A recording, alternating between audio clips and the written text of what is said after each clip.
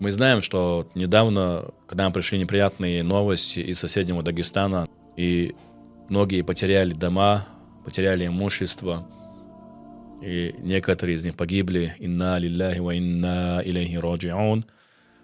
Я хотел бы отметить вот это братство, которое мы проявляем в трудные моменты со стороны чеченцев и со стороны ингушей, дагестанцев. В общем, наши братья и сестры, которые поблизости находятся, даже из России, из дальних границ тоже приезжали люди в Дагестан и помогали. Я бы хотел обратиться к этим людям. Да воздаст вам всем Аллах благом. Да дарует вам Аллах большой успех в этой жизни и в ахира. Да обрадует Аллах вас и ваших близких высшим раем. Поистине, братья познаются в беде.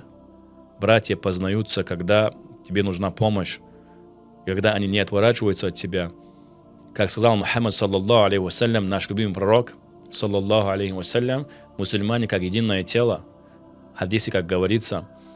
И сегодня эта забота, это братство, которое мы друг другу проявляем, альхамдулилля, поистине это красота, поистине это то, что нужно нам, это объединение.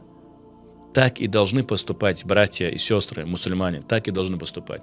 Да воздаст Аллах благом всем, кто помог от малого до большого, тем, кто пожертвовал ради Аллаха свое имущество, отдавал свое имущество на пути Аллаха. Да воздаст вам Аллах благом в многократном размере. Дарует Аллах вам еще больше и лучше, чем у вас было до этого, до потери вашего имущества. Вассаляму алейкум ва рахматуллахи ва баракату.